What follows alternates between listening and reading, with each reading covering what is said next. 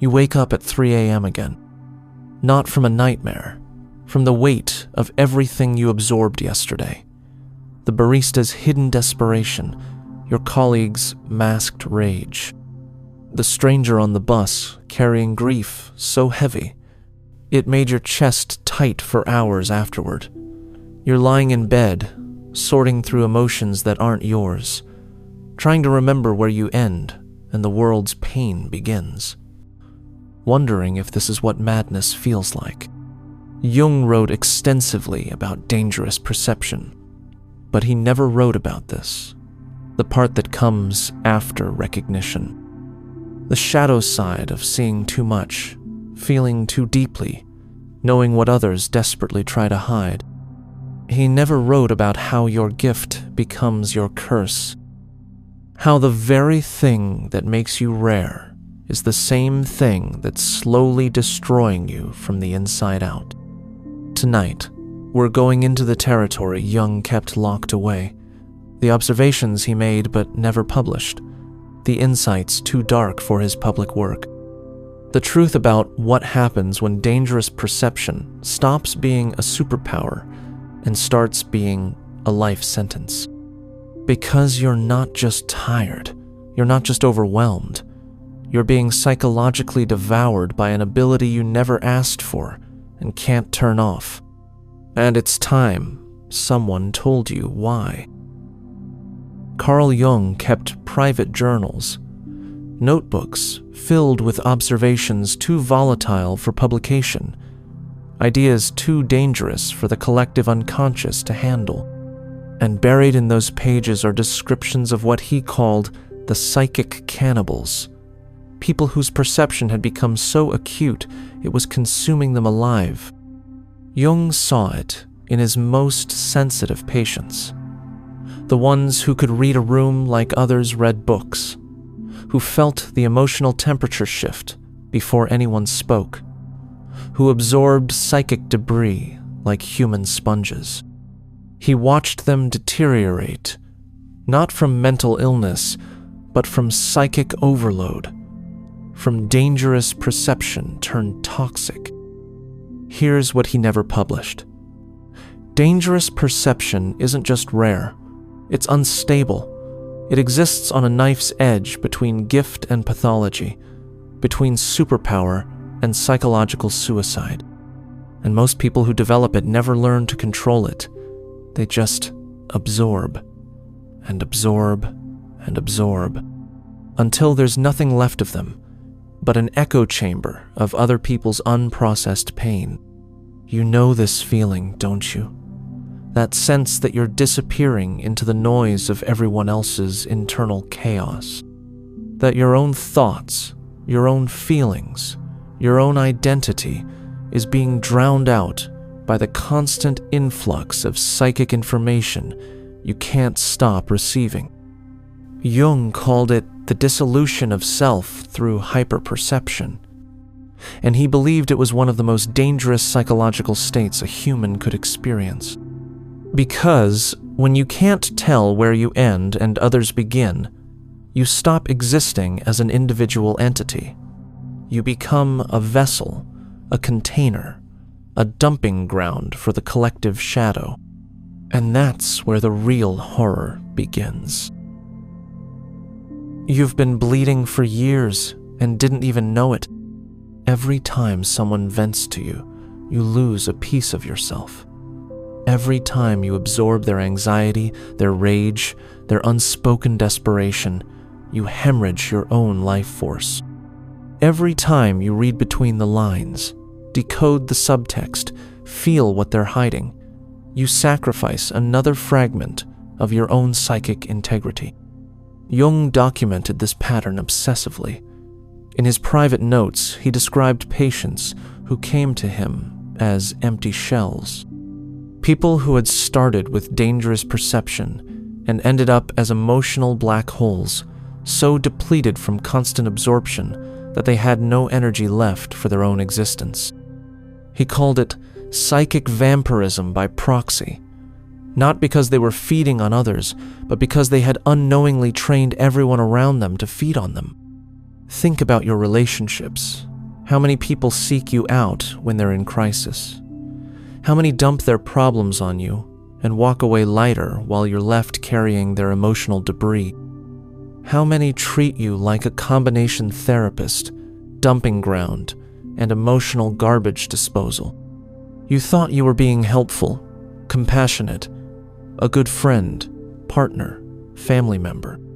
But here's what Jung realized. You weren't helping them heal.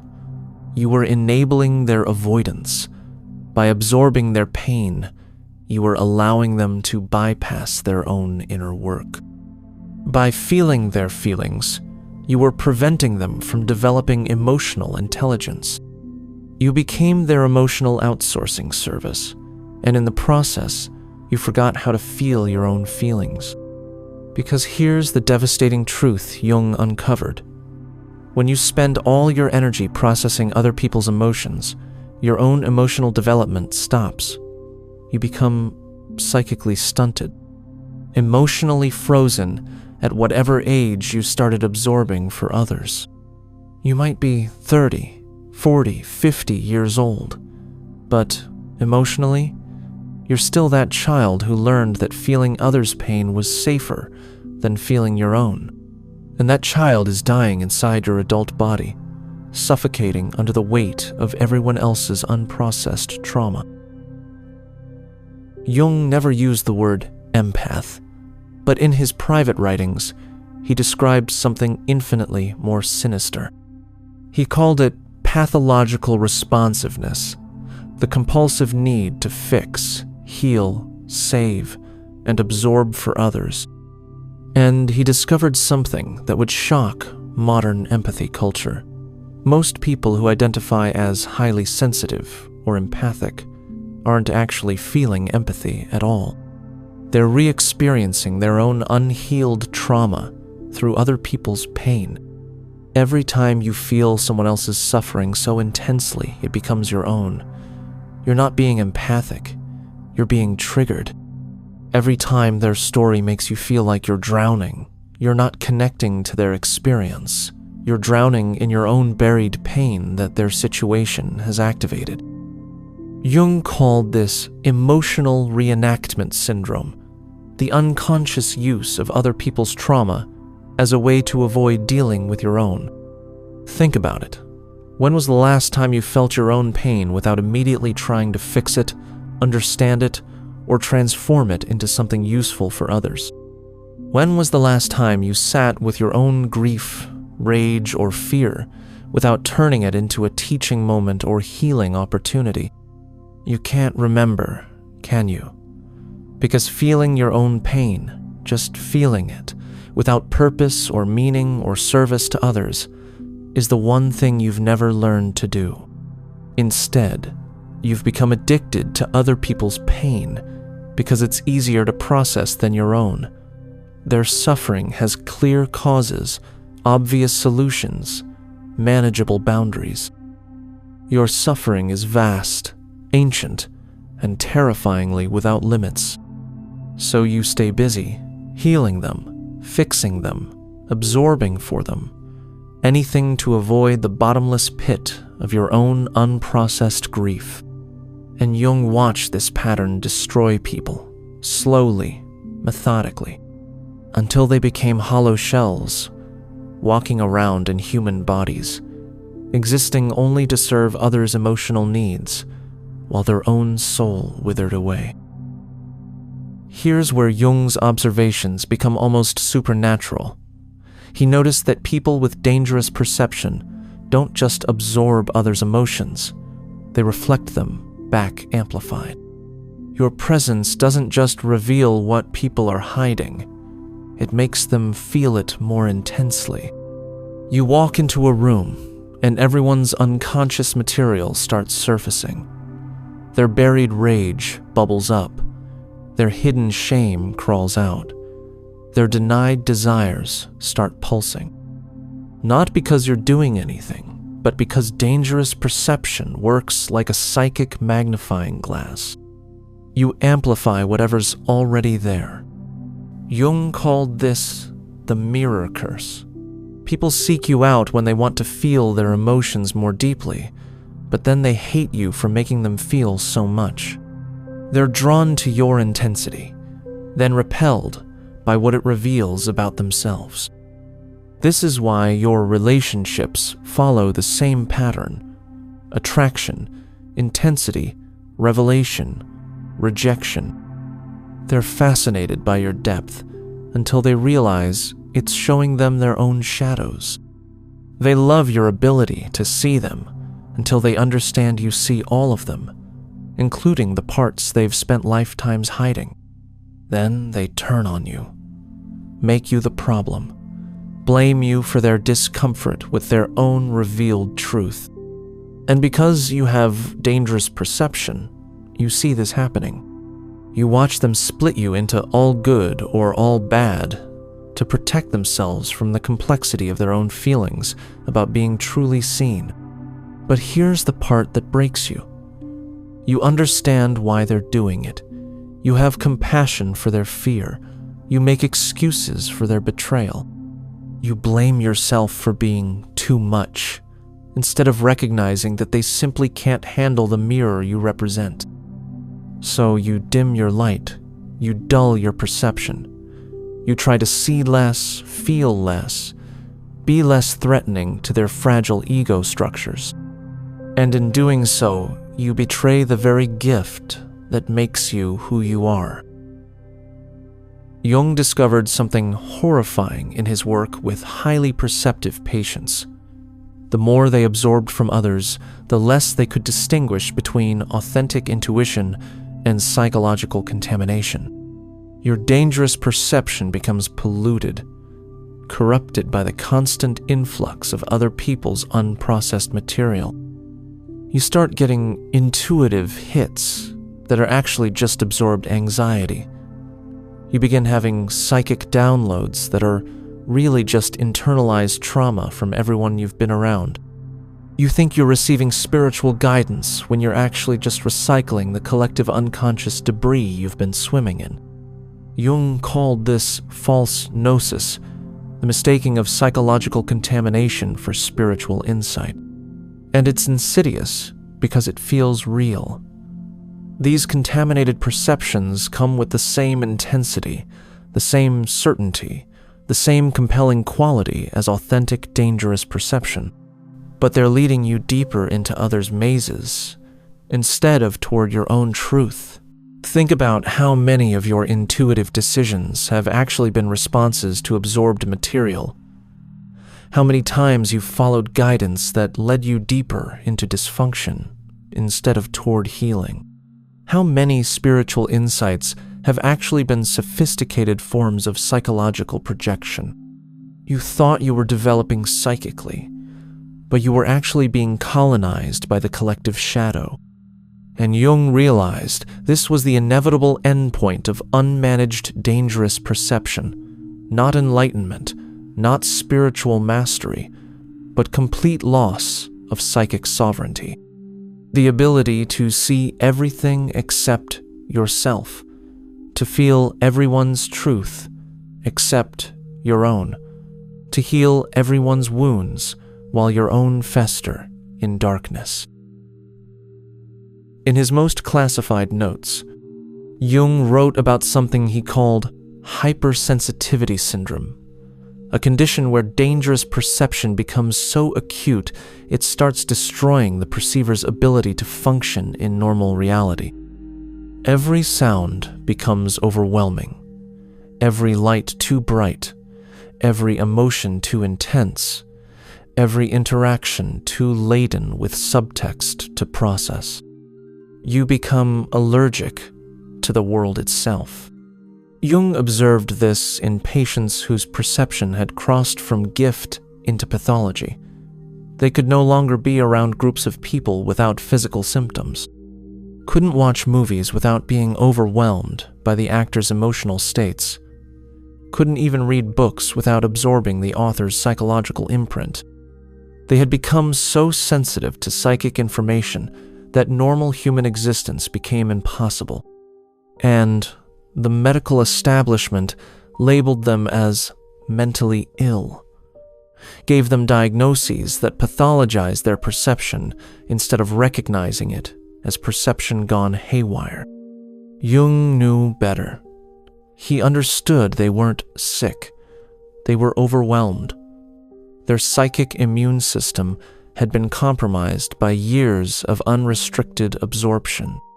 But here's what he discovered. This wasn't irreversible. The sensitivity could be recalibrated. The perception could be managed. The gift could be preserved while the curse was lifted.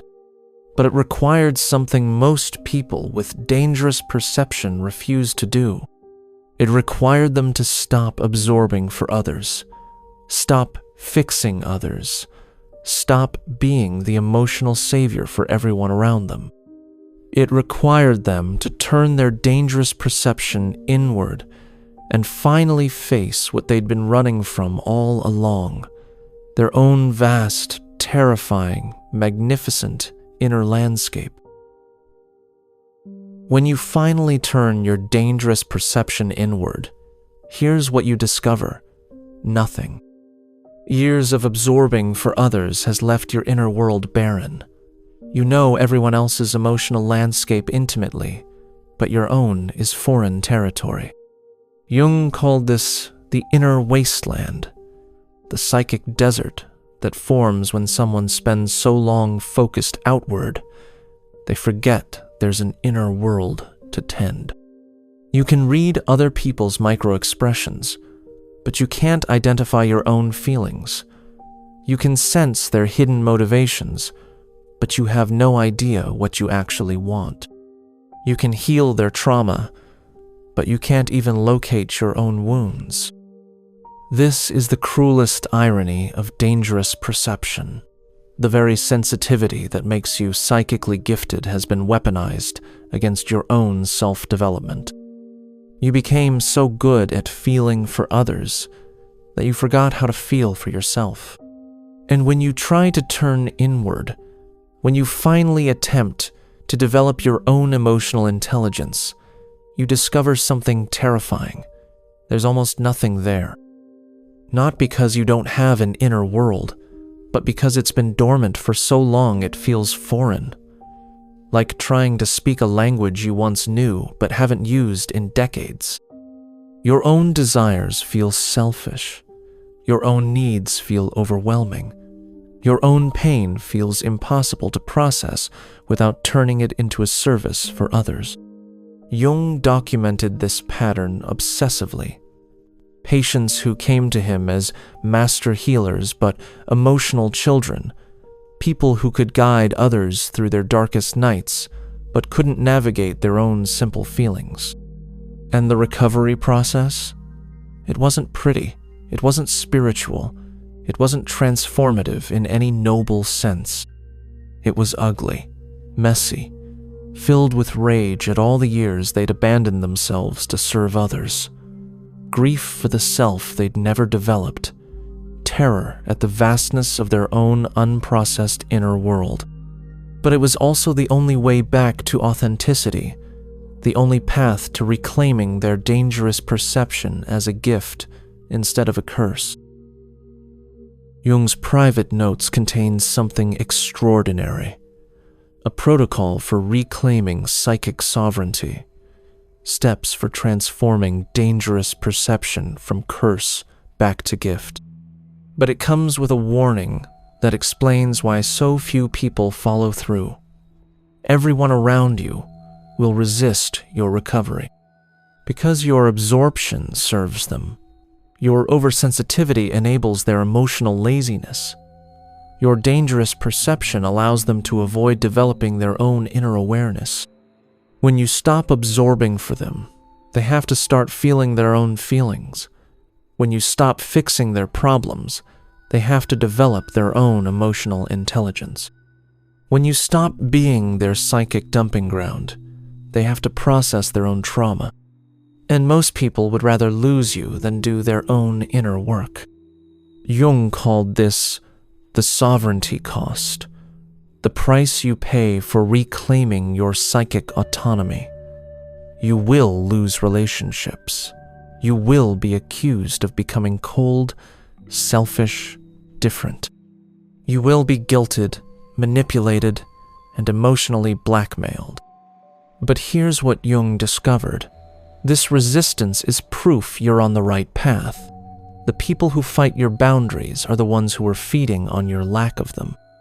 Real friends, healthy family members, evolved partners, they celebrate your psychic sovereignty. They want you to have boundaries. They encourage your self-development. It's only the emotional vampires who resist your recovery. And once you understand this, the choice becomes clear: your gift or their comfort, your authenticity or their convenience, your psychic health or their continued avoidance. Jung was clear about which choice leads to true psychological development. When you finally reclaim your dangerous perception, when you learn to use it consciously instead of being used by it, something extraordinary happens. You become who you were always meant to be. Not an emotional dumping ground. Not a psychic sponge. Not a vessel for everyone else's unprocessed material, but a conscious perceiver. Someone who sees clearly because they choose to, not because they're compulsively absorbing. Someone whose sensitivity serves their own growth and authentic service to others. Jung believed this was the true purpose of dangerous perception. Not to make you everyone's healer, but to make you deeply, authentically yourself. When you're no longer drowning in other people's emotions, your own emotional intelligence develops rapidly. When you're no longer fixing everyone else's problems, your own creativity explodes. When you're no longer carrying the world's pain, your own joy becomes possible. This is the gift hidden inside the curse, the treasure buried in the trauma, the power that can only be accessed by first reclaiming your psychic sovereignty. But Jung was honest about something else. Most people never make this journey. They stay trapped in the empathy addiction, the sensitivity sickness, the absorption compulsion. Because facing your own inner wasteland requires more courage than staying busy with everyone else's drama. Building your own emotional intelligence demands more work than living off borrowed feelings. And most people would rather stay cursed than do the work to transform the curse into a gift. The question is, which will you choose? Your dangerous perception is waiting, not as a burden to bear or a cross to carry, but as a power to wield consciously. But only if you're brave enough to stop absorbing for others and start living for yourself. Jung knew the choice was always yours. The curse or the gift, the absorption or the sovereignty, the death of self through service to others, or the birth of authentic self through conscious perception. What he never wrote about was how lonely the right choice would feel. How much courage it would require. How worth it the journey would be. If you've recognized yourself in this darkness, you're not broken. You're not damaged beyond repair. You're not cursed forever. You're simply someone whose gift was never properly cultivated, whose dangerous perception was never taught boundaries, whose sensitivity was exploited instead of honored. Jung's hidden work gives us the roadmap back. Not to normal. You were never meant for normal, but to power, to sovereignty, to the conscious use of the rarest perceptual gift on the planet. The world doesn't need you to absorb its pain. It needs you to transform your own. It doesn't need you to fix its brokenness. It needs you to model what wholeness looks like. Your dangerous perception was never meant to serve everyone else's comfort. It was meant to serve truth, starting with your own. The curse ends when you choose yourself, when you reclaim your psychic territory, when you transform from emotional sponge to conscious perceiver. Jung saw this transformation in his most successful patients. He watched as they moved from psychological dissolution to psychic mastery, from absorption addiction to sovereign perception. And he knew that each person who made this journey didn't just heal themselves. They created a possibility template for others trapped in the same curse. Your recovery becomes permission for others to recover. Your boundaries become an invitation for others to develop their own. Your sovereignty becomes proof that the curse can be broken. This is the real purpose of dangerous perception, not to save the world through self-sacrifice, but to demonstrate what conscious perception looks like. To show that sensitivity and strength aren't opposites, that boundaries and compassion can coexist, that you can see everything and still choose yourself. Jung believed this was the next stage of human psychological evolution. People who could perceive deeply without being destroyed by what they see, who could feel everything without losing themselves in others' emotions, who could use their dangerous perception as the gift it was always meant to be. The choice is yours, the power is yours, the gift is yours. Time to stop letting others use it against you.